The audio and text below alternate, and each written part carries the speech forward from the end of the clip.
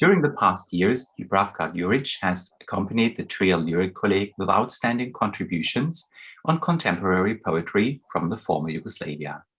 Her focus has been on poetry by women, especially from Serbia. This, however, sounds banal, almost too simple. The states that once formed Yugoslavia are still confined, more or less, to the blind spot of German language literary studies, of German language literature in general. Just one example would be the emotional and often ignorant debate about Austrian Nobel Prize winner Peter Handke's Journey to the Rivers, which arguably casts a male gaze on Serbia and Bosnia. With her talks and articles, Dubravka Đurić skillfully freed us from these limitations. She foregrounded, as she does today, women whose formerly hybrid poetry allows completely different perspectives on the societies of Serbia, Croatia, and Slovenia. Specifically, she's going to talk about Snežana Žabić, Ana Seferović, Ivana Sajko, and Nina Dragičević. Almost needless to mention, Dubravka Đurić has been more than well equipped to talk about poetry from Southeastern Europe. She graduated with a master's degree from the Department of General Literature and Literary Theory at the University of Belgrade. She obtained her PhD at the Department of English Language and Literature at the University of Novi Sad. Currently, she's a professor at the Faculty of Media and Communications at Singidunum University, Belgrade, where she has been teaching several courses on media studies and popular culture, as well as a course on experimental literature. Since 2015, she has been president of the Serbian Association for Anglo-American Studies. I think that is a very interesting position. With Miško Čuvaković, she has edited Impossible Histories, Avant-Garde, Neo-Avant-Garde, and Post-Avant-Garde in Yugoslavia, published with a prestigious MIT Press in Boston. And with Biljana D. Obradović, she has edited Cat Painters, an anthology of Serbian poetry, published with Dialogus Press in New Orleans in 2016. Last but not least, she has also translated American poetry with a special focus on language poetry. And today she is going to give a talk on women poets from the former Yugoslavia. Thank you very much. Thank you, Matthias, for this nice introduction. And I am really happy that I have opportunity to have this lecture.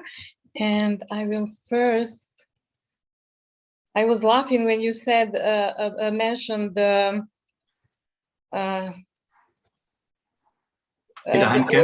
yes, because yesterday he was in Belgrade signing his translated book, so it was funny. Okay, anyway, as Matthias already said, the title of my presentation is Hybridity, Violence and War in Post-Yugoslav Female Poetry. And first, I have to say that as all my recent research is belonging to the Yugoslav and post-Yugoslav studies, which is in rise in this region. But most of my colleagues dealing with prose, and I think that I may be the only one at the moment dealing with poetry. And this position, working in Yugoslav and post-Yugoslav studies, is a kind of political intervention in mononational canons. Because I choose to speak about 4 women poets, it comes out of my position as a feminist poet and feminist critic, but also I think as everywhere in this part of the world, poetry scene is female dominated, while maybe 10 or 20 years ago it was male dominated.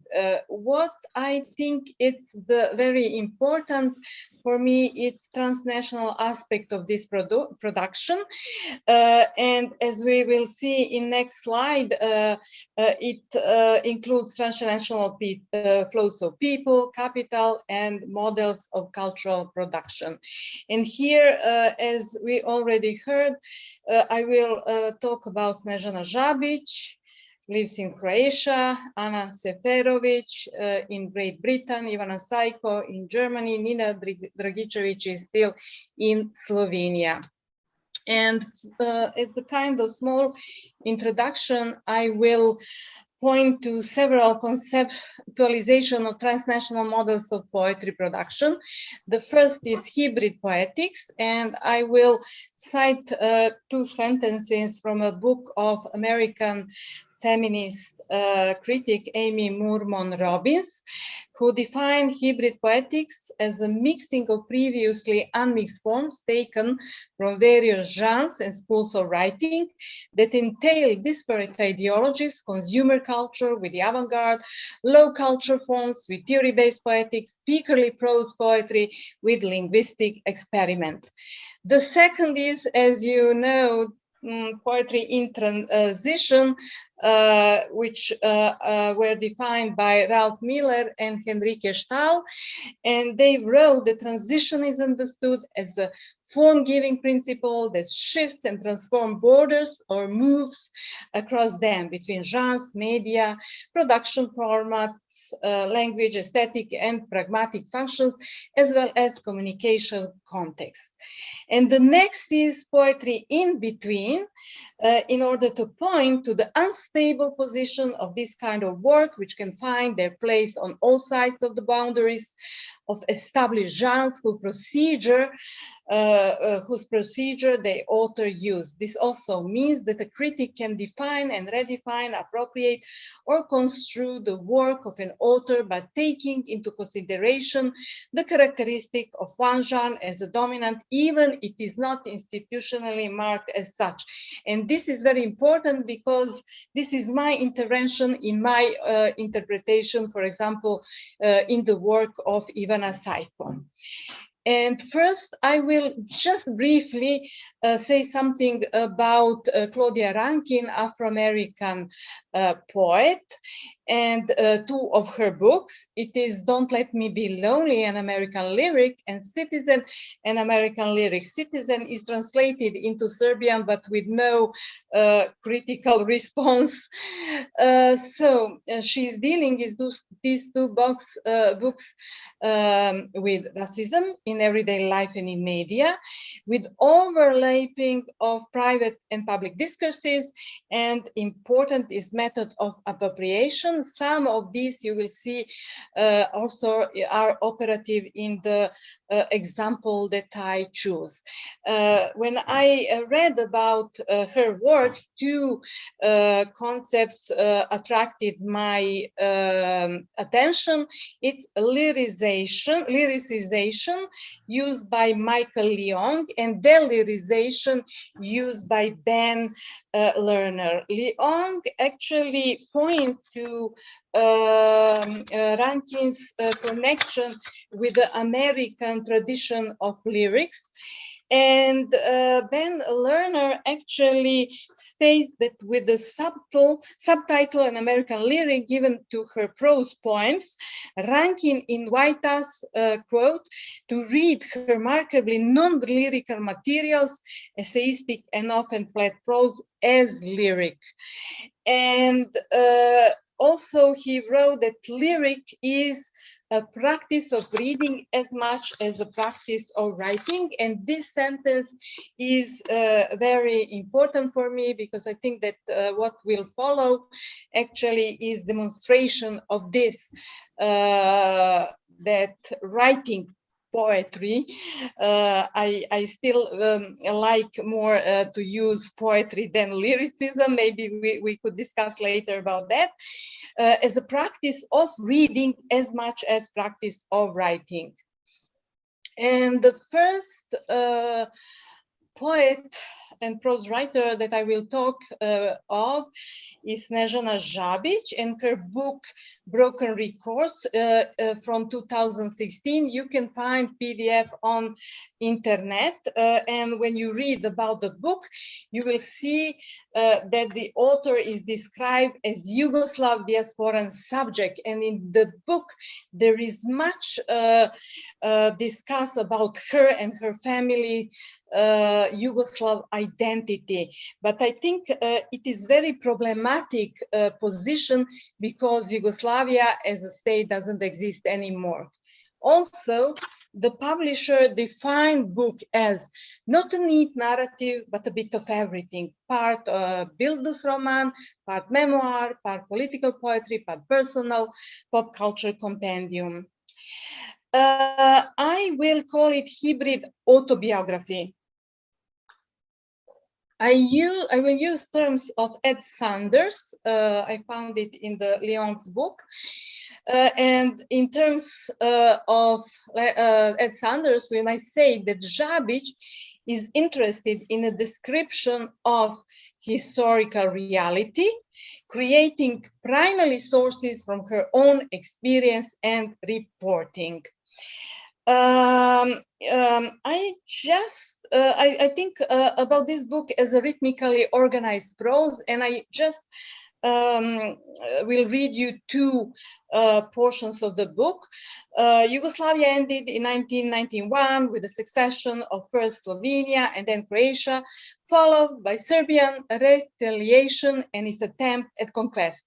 While the Yugoslav army warned with the newly succeed Slovenia for only 10 days during the somewhat unimaginatively named 10-day war, the war between Croatia and Serbia lasted from 1991 to 1995.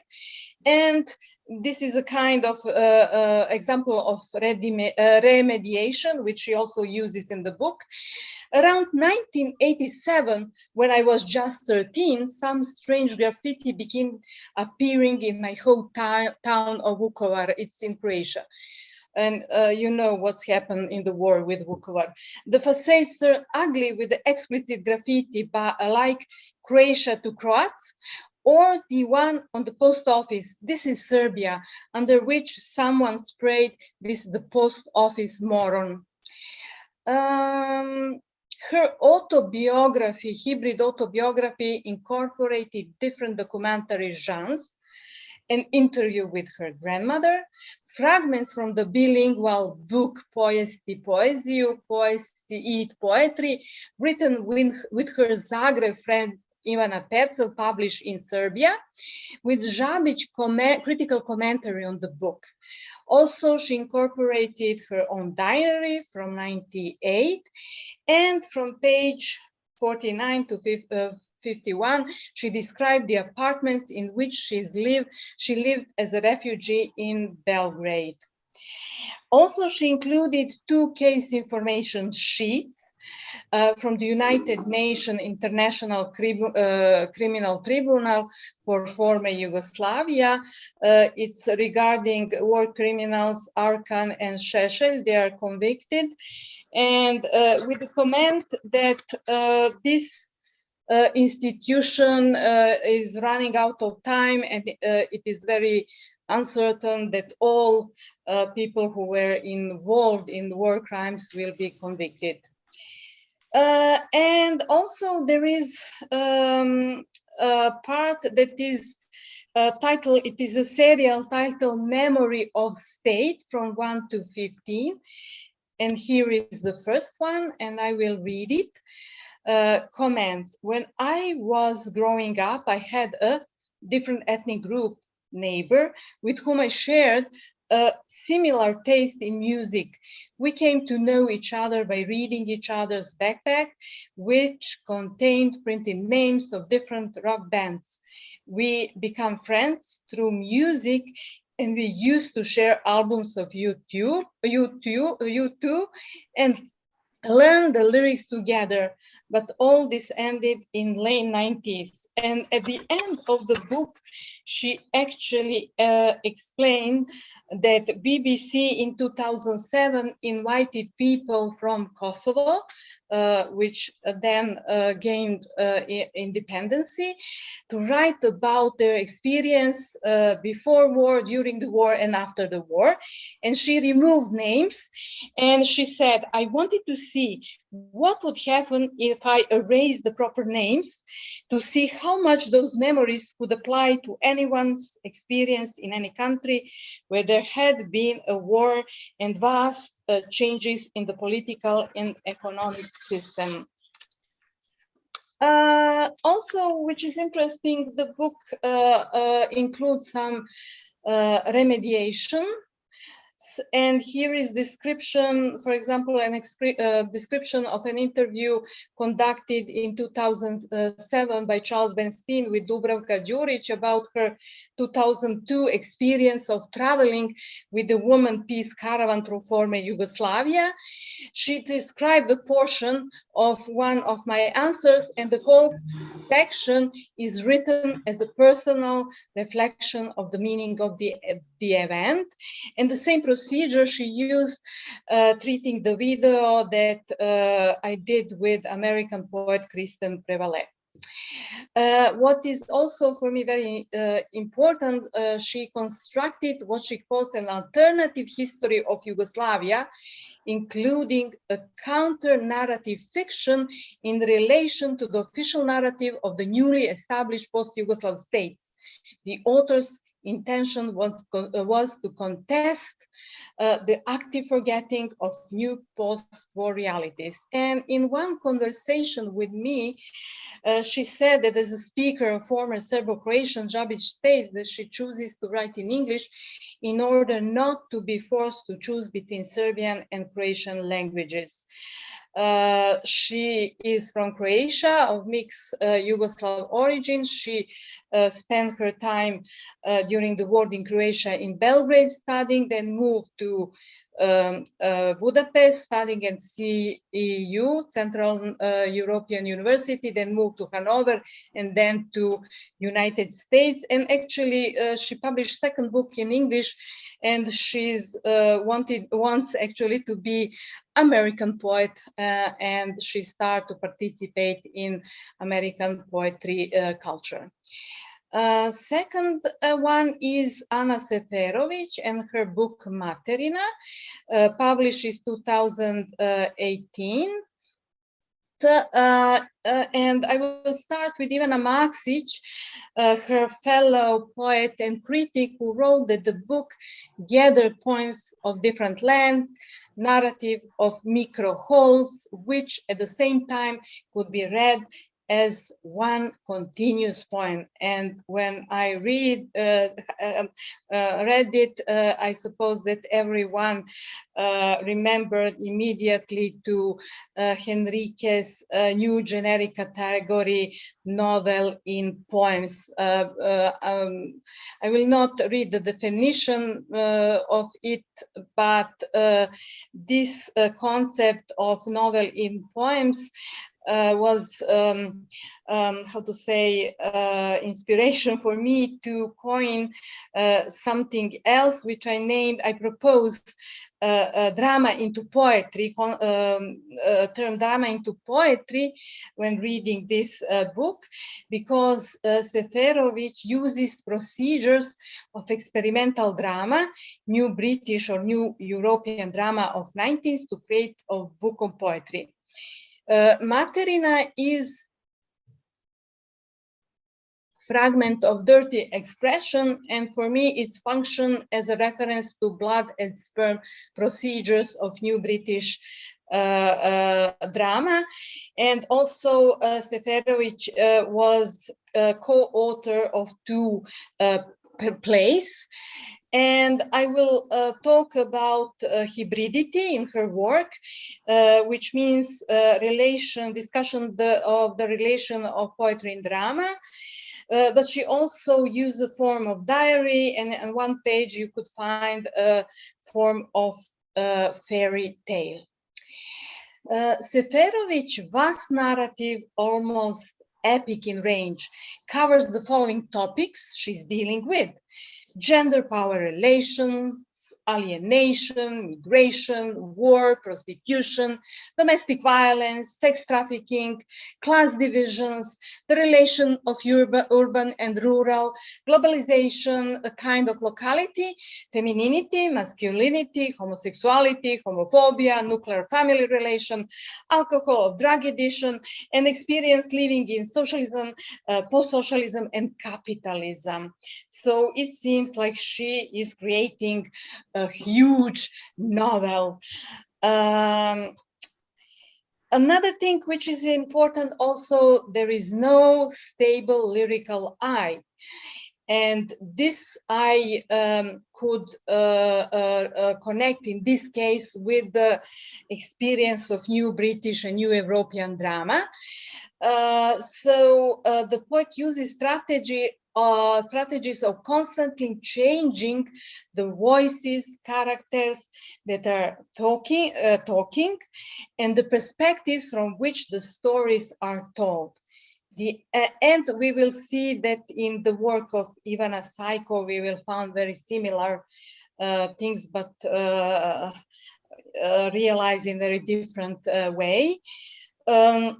The effect of this almost unnoticeable changing and multiplication of voices and perspectives, constantly adding new micro-narratives, might be conceptualized as an effect of new media production with cuts and montages. And because I said that all these authors are very much self-reflexive, so in the books, their books, you could not find a kind of expressions which you see as explanation of what they are doing and why they are doing that. So in this book of Ana Seferović, I found, for example, this. I see male figures and female figures entangled into a ball of causes and consequences, rolling down the branching roads, disappearing more and more into the unrelatedness. For me, I think that more or less for most of the literature production, the status of media representation in our digital culture is important, and in this book they are used as an organizing principle in generating poetry. And the following lines for me functions as a kind of explanation. Everything is just an overload of images, no context, no continuity. History is exactly that, an overload of images to which we are trying to give meaning. And in order to better explain the function of images in Seferović work, I use one text of Martin Lister, who actually edited a book on photography in digital age, who wrote that media images are, quote, assimilated in a global flow of data and information. The dynamic networking aspect of images emerges as an organizing principle of this book. And Lister states, the image is everywhere, and yet, and at the same time, it is nowhere, its quotation, in the sense that it has muted or morphed. It is a shapeshifter. This fugitive and transient network of photography, or I will use of media images, and its or their restless viewer of user is more than an aesthetic form. It is part of the larger configuration of the experience and mediation of the world by information technology. And here I will read some other portions of this book. At the end of this talk about her work, I quote her because she said that Materina is not translation, that she writes at the same time in Serbia, in English, and that, as she said to me, not translation Materina is created in the way that I wrote in Serbia and English at the same time. Materina does not have an original language. Everything is translation. So I suppose that some of postmodern ideological stances are operative in her position. and the way she explains some aspects of her work. And now I will read it. And look at that fast man in the uniform. That is actually a woman dressed up as a guy, and she's in love with that big one. She's following her. She will get her. Together, they will go to the war and pick up stuff from abandoned houses. They will gather some money and will be happy in love. Two girls sitting in a park, local park, skipping school again, watching passers-by, inventing stories about them. It seems like the autumn leaves were falling down faster and more from the vibrations of their laughter. And the second one. And then a group of people enter the park with bags, sacks, blankets, dog, children.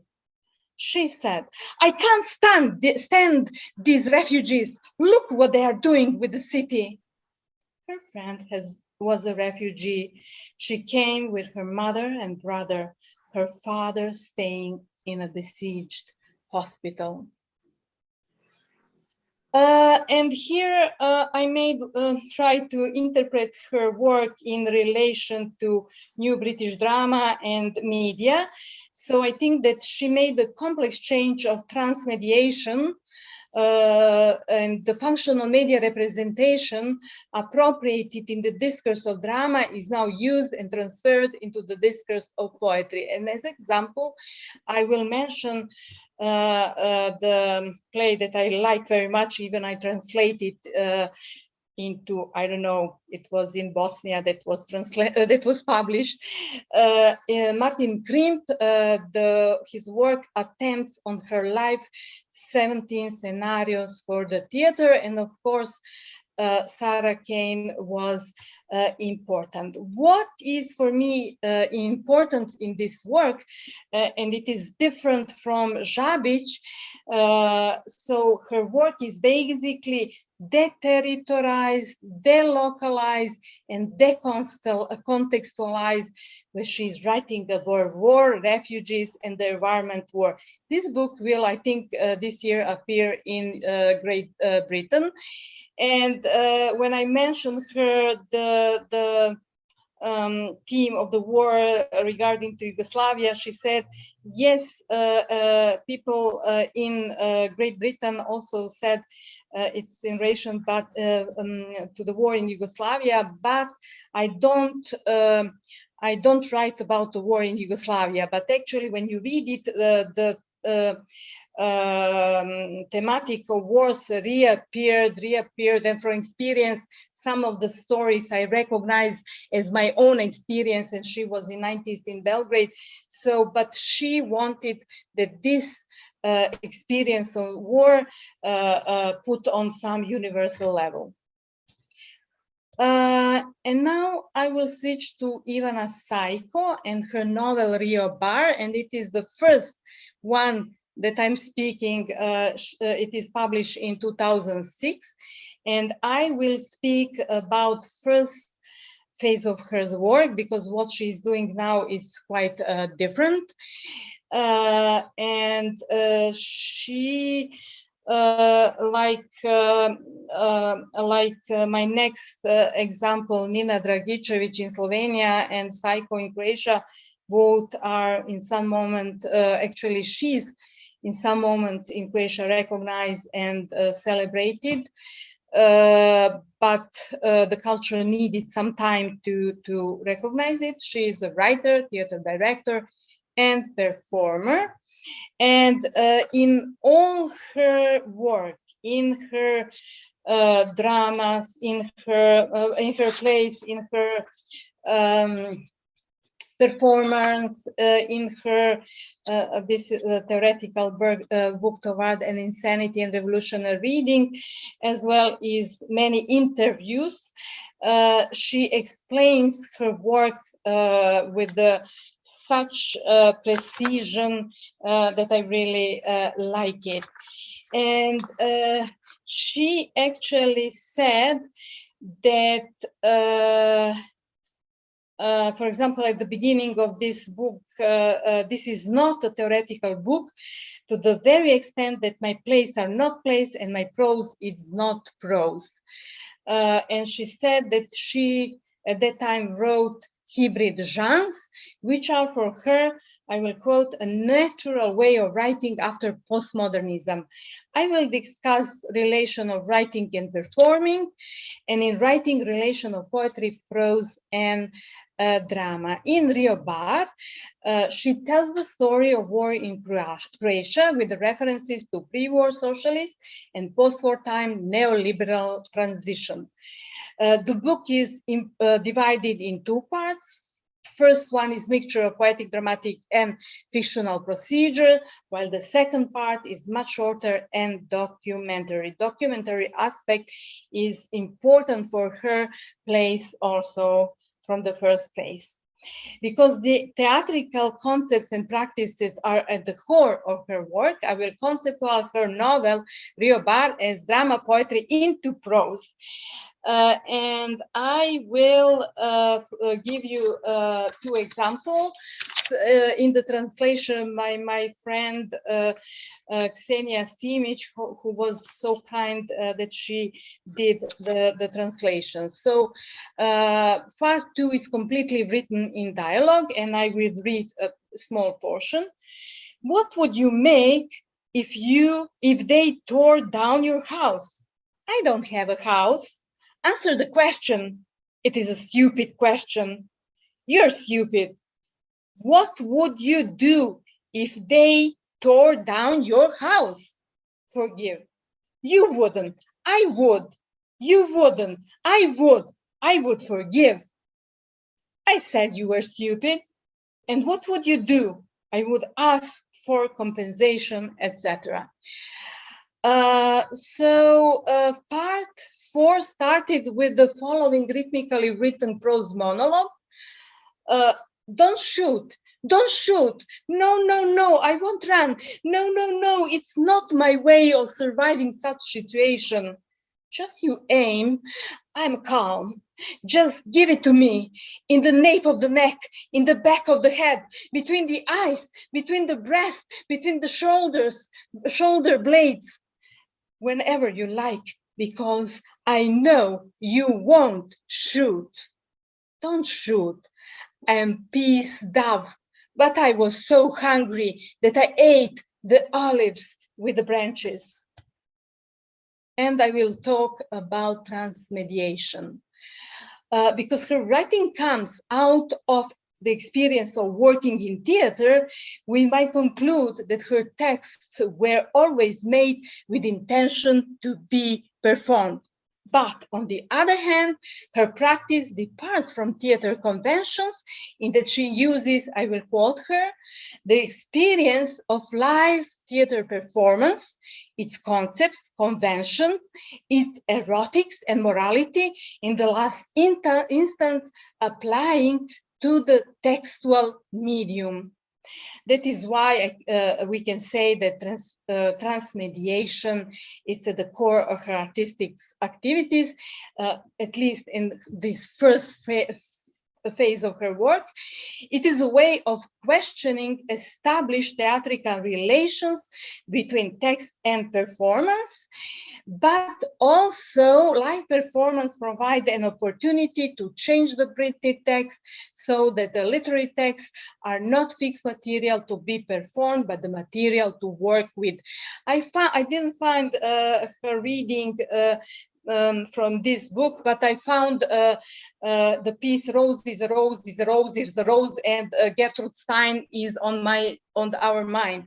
So please, Anna, could you just maybe a second or two to hear her performance with the music and many voices that are talking the text. Can you go out from sharing, and then I will share? Okay, stop sharing. Yeah.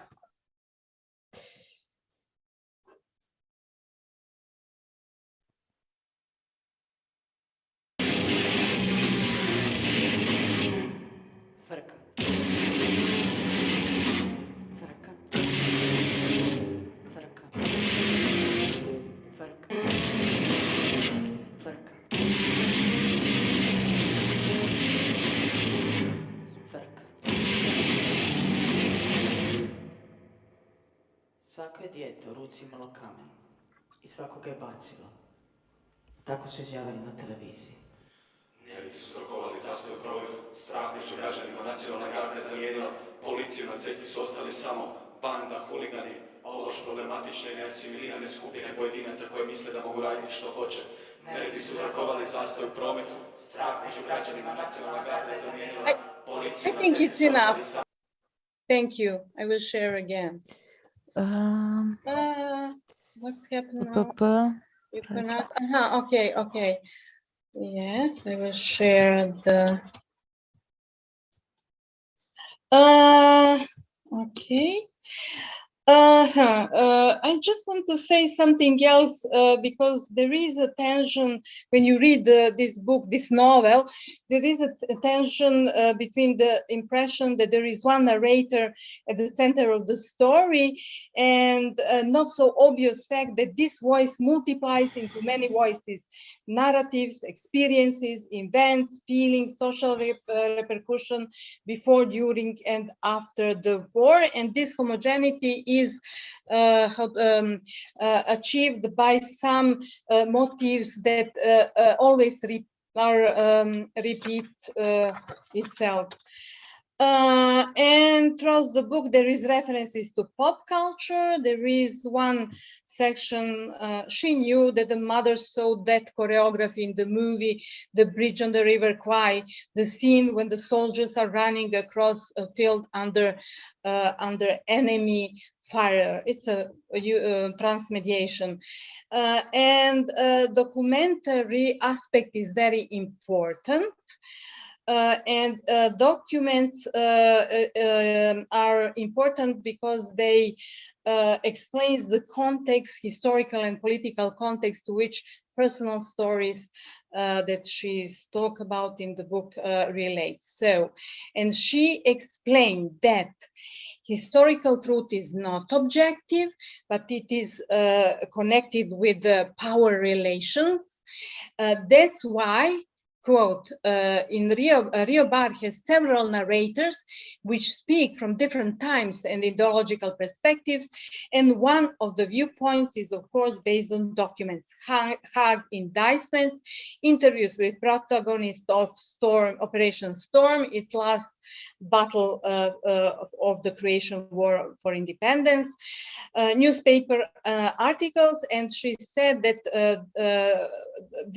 by choosing particular material to include in her book, she actually made a statement about that, what historical facts we think are. And for me, at that time, she also speaks that her work is political, but the question of politics, this is quotation, in art is not only a question of theme, but it is also a question of poetics, of form, of working on investigation of media you use. And the similar statement we will find in our next poet, Nina Dragičević, and I will talk about her work, Ljubav reče greva, ili Love Says Let's Go, from 2019. For all her books, she got very important national prizes. She is a composer, she is theoretician, got PhD, prose writer, poet, and lesbian activist. A book is realized in the traditional long poem or modernist epic, belong to the contemporary tendency of anti-capitalist poetry, dealing with love of a woman to a woman. And she, in one interview, said that a long poem or modernist epic is between poetry, between novel and poetry, and this unstable position she described this time. The author cannot write sentences in order to tell the coherent story at the end. Neither it is a short form in which the words are ordered in associative consequence, insists that the book appear not out of inspiration, but of specific context. And this is a short, in one interview, she explains in these following words the book. This book is created out of a very simple, in fact, very difficult question, which poses the question, how to survive?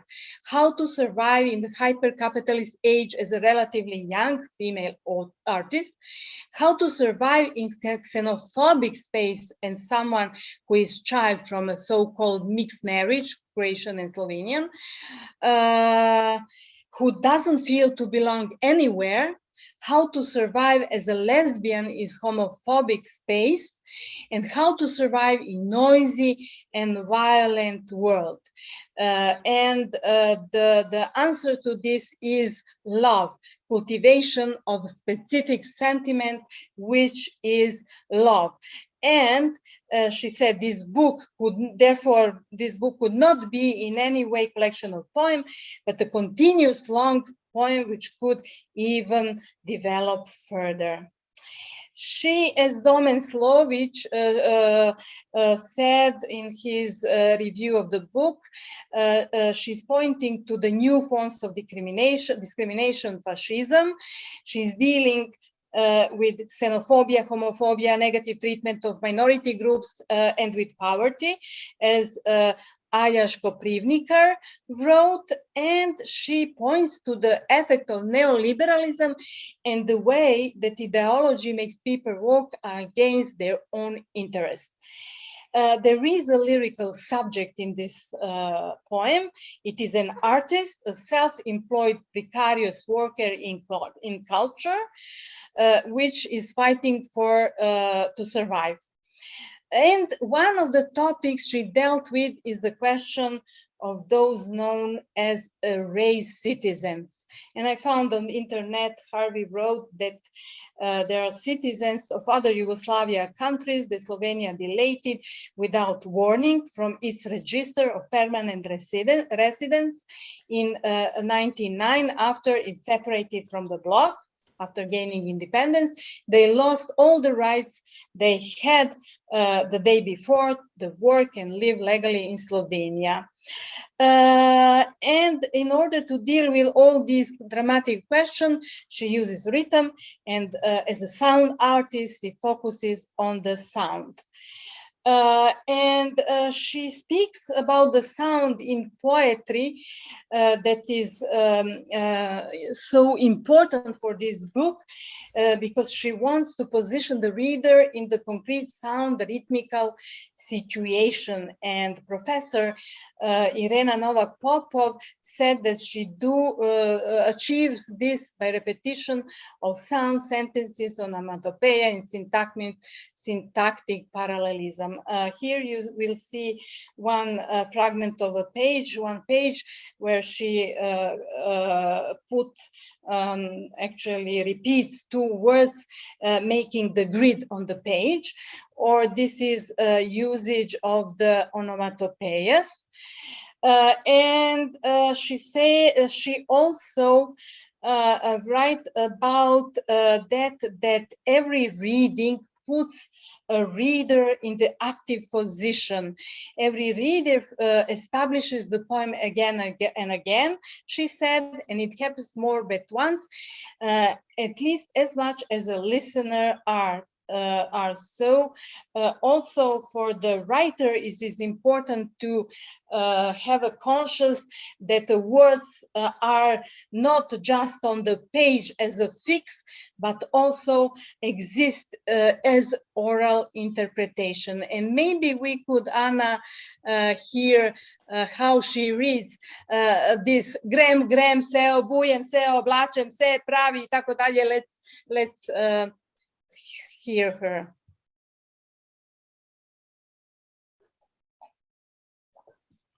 She's working in this book with the sound. It will be obvious from the first moment.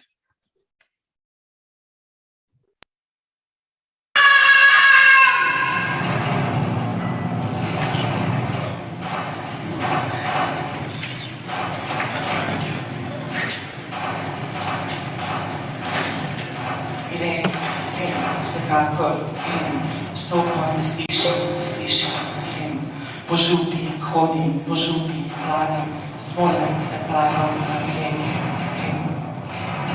grem, med fokusi grem, med istmosi grem, po nesreči, ponovno, potratno, grem, gotovo, grem, slišim raju, kjer, koga, kakšen čudež, slišim raju. Thank you, Anna. Okay, now I will read a portion of this in English. It is translated by the author and Barbara Jurša. I found it on the internet. I go, shoes on, clothes on, upright myself, weight myself down, go out, go, stand still, go slow, go to the corner, stop, pause, turn, stop, turn, become together, squeeze eyelids, copulating, more, yet more, rubbing against each other, chafing, yet more, more intensively, snuggling, creasing, etc.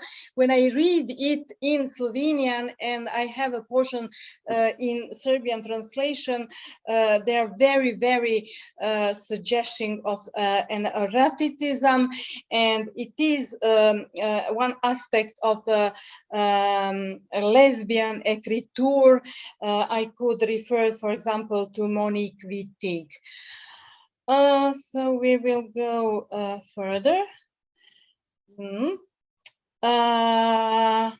Okay, so the work, in her work, she activates heritage of sound poetry in this book, but also the new book, Totelo pokončno, This Body Upright, she uses concrete poetry. And here is 2 pages of this book, and she said that what is for me very interesting, that she said that her intention is to write a serial of 3 books.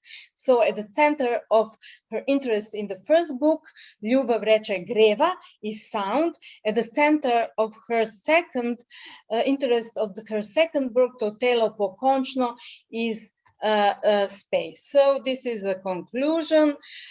So for me, this examples that I of the poetry or hybrid production are counter public sphere.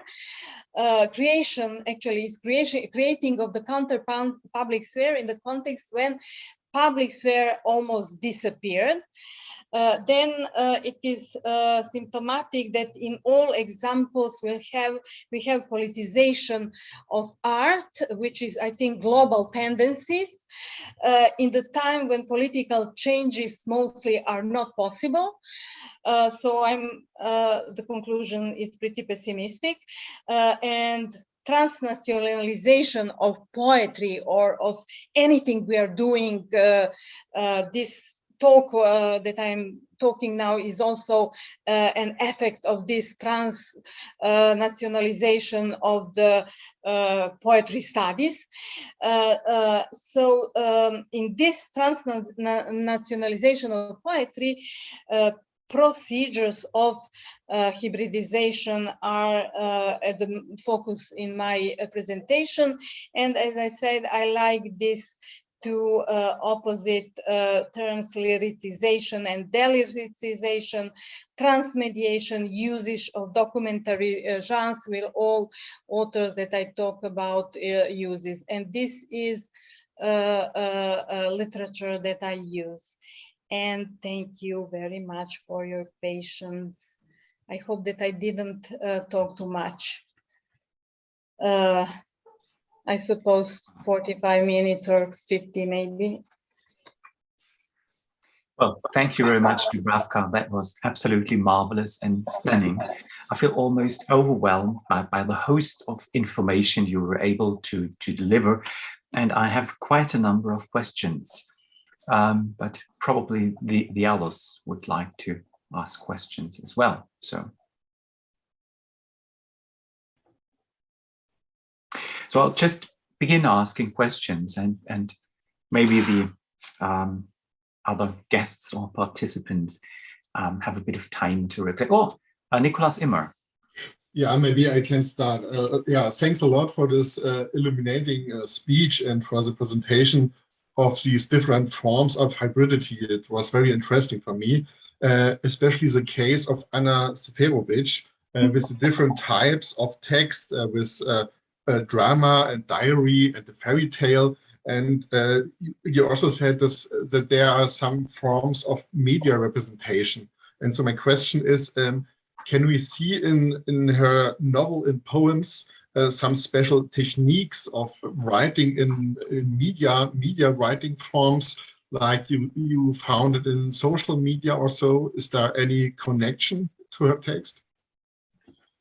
I read it very carefully several times, this book, and I'm not sure. Maybe it is inside, but I didn't recognize. There is no any signal that I could read and interpret like that. My interpretation comes from the knowledge, because it's interesting. She and Snežana Žabić in Belgrade actually were connected with the school of feminist school of poetry and theory that I initiated, but Anna very moved from that. But I know that she was while she was in Belgrade, connected with some persons that are interested in drama, New British drama. And actually, for example, when you read it, sometimes you read,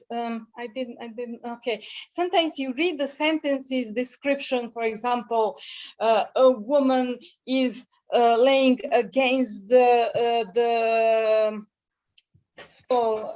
table, and the man approaching her from outside, and they will now have sex. So, but the way how she described, for example, when she described how young people are, how to say, you know, drug in their nose. Immediately while you read it, you have an image of so many movies or serials. So that's and then when I mention Martin Krimp, because I translated this drama that I mentioned, for me it's a connection with media culture. For me was illuminating and very exciting. And for example, it's interesting that half of the book consists of points with the titles. And they're very interesting titles that I connect, for example, with the titles of scenarios in this drama. They are not usual titles of the poem. I connected with this, my experience of reading and translating this guide. So there is some interesting, that's why I connected her work with the, Thank you for your question. So I see. Thank you. Thank you. Yeah. Okay. Well, I'm going to ask a first question now. I'm going from the specific to the more general. I think that is a stunning discovery, Nina Dragičević and her sound poetry, because she is, of course, heavily relying in the written form on concrete poetry. And what she has done is, I think that is absolutely new and novel, that she turns it into a kind of drama and she reads it. But on the other hand, is she aware, or is she aware that other women poets have given a grand contribution to concrete poetry, like Ilse Garnier? Is there do they actually refer to predecessors in literary history? Because Ilse Garnier is perhaps the most important female concrete poet. I wrote a text about this book of Nina Dragičević, comparing her with the Slovenian concrete poet Franci Zagoričnik. And when I say to her that I will write about her work and his work, she said, oh yes, there is some connections. I want to say that in Slovenia, concrete poetry was so strong. And because at that time this poetry is as almost everywhere, not all, everywhere, but male dominated. They had one woman who is adopted daughter of Franci Zagoričnik, Ifigenia Zagoričnik. But for example, I suppose that you know that there is a book of women in concrete poetry. You know about that. It's recently, last or 2 years or 3 years published. And what is interesting, there is 4 concrete woman poets, and all are from Serbia. It's very interesting. 3 from Vojvodina. Vojvodina, as in Slovenia, they had a very strong experimental poetry in 60s and 70s, and one is from Belgrade, and there is one Russian concrete poet. It's also interesting. The book is really interesting, but I think that she is more or less actually conscious. And it is interesting because in Slovenia in 80s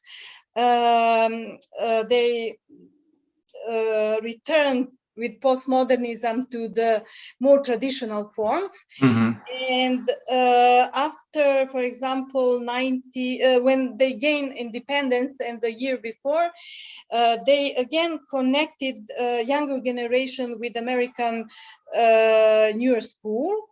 But she, as far as I know, she is one of the rare, she is exception in this production, whether we are talking about male or female Slovenian poets.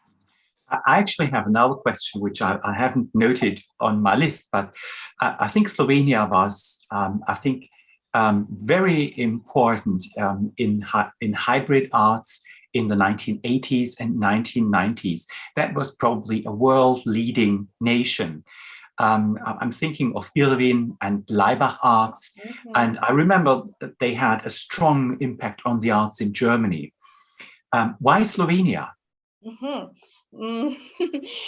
Slovenia is the most western part of the Yugoslavia, so everything was coming first in Slovenia, then in Croatia, then in Serbia, and then so they are actually, for them it is the most important idea of culture, cultural nationalism. So because they think that they don't have their own country, but they are part of Yugoslavia, their national identity was realized through the cultural production, and they are open to the new things that are coming from the West. And the other side, they have a separate language, which actually is the barrier toward other parts of Yugoslavia. That's I'm not so sophisticated, but I mentioned several reasons for this. And but it is interesting that while so for them, culture from Slovenians are so important. Their communists were softened. They are, not so severe, ideological and oppressive. They are much liberated than communists in other parts of Yugoslavia. And they also, for them, culture was important. But with the gaining the independence and with the neoliberalism, some of them think that culture, especially literature and especially poetry, because in Slovenia poetry has very high ranking position, actually become marginalized thanks to the tržišna ekonomija, market economy. Mm-hmm. Well, thank you very much. That is a perfectly credible, wonderful explanation. Now, I have a question concerning Anna Seferović. Because you mentioned that she writes in English. And has there actually been a reception of her poetry in the Anglophone world so far? I suppose there is, because she write to me that when I ask her about the war, that there are some comments. I think that she published in magazines, and I think that she is part of some platforms, artistic, and I think that but her book this book that I talk about will appear, I think, this year in English in Great Britain. And her father moved in, I think, 86, moved to live in Great Britain. So she moved from her language, English language, is almost like a native English. And now, in one moment, she decided to live there. Yeah. But her ambition is to be part of the Serbian and of the English poetry scene. And if I think of Serbian, 3 reviews appeared, but 2 for me are not interesting at all, except this poet and Ivana Maksić and critic. She writes interesting about this book. Well, thank you very much. That is, I mean, you're just so full of knowledge. Yeah, this is marvelous. So yes, I have more questions. The more you know, the more I ask questions. Thank you very much. Yeah. You have mentioned in the very beginning of your lecture that the emphasis changed from a dominance of male poets to female poets. Why and how did that happen? I suppose it have to do that culture pauperization.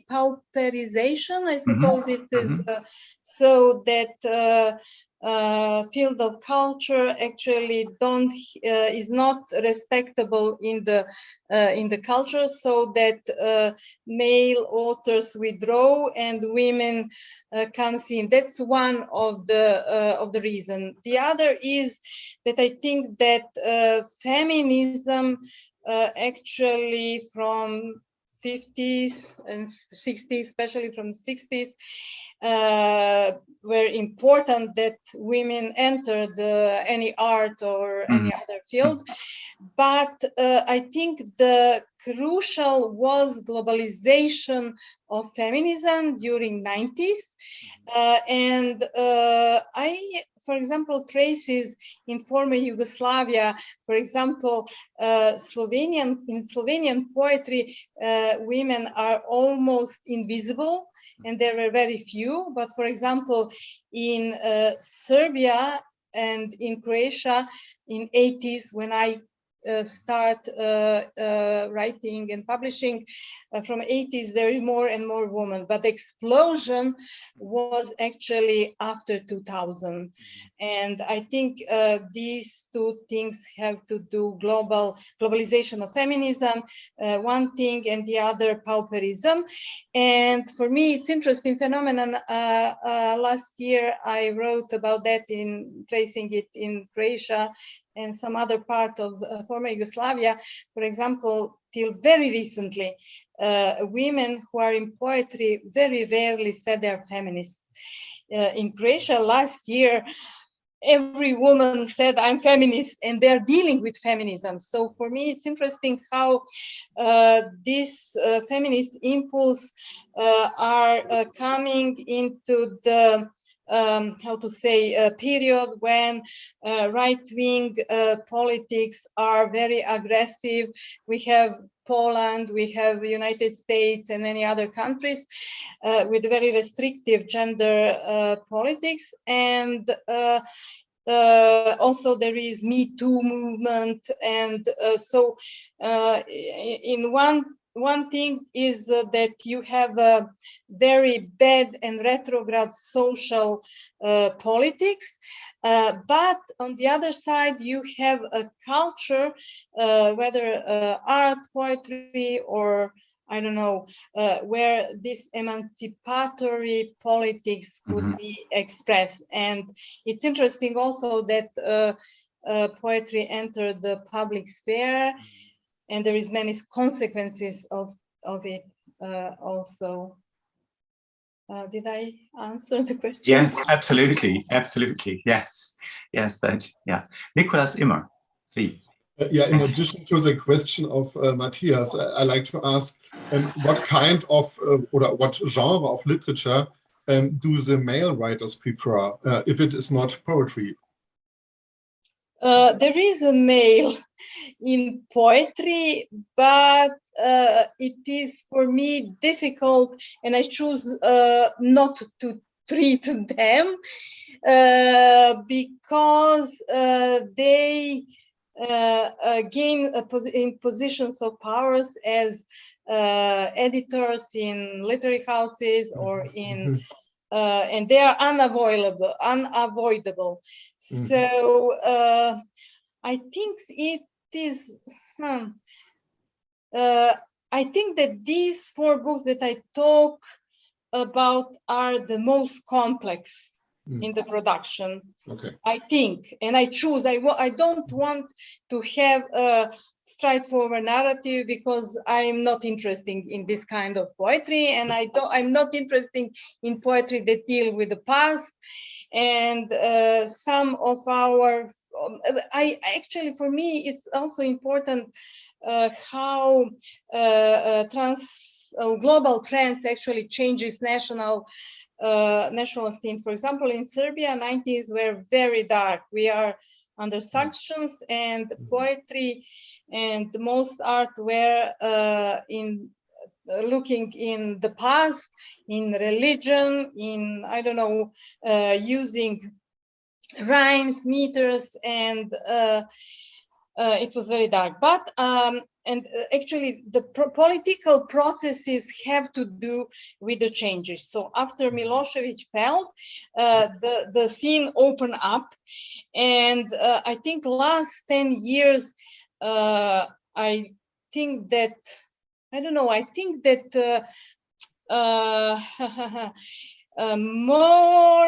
many models of writing poetry are in play, and many poets are hybrid poets, whether they, for example, write in a manner that is more traditional or more lyrical or incorporated more or less avant-garde.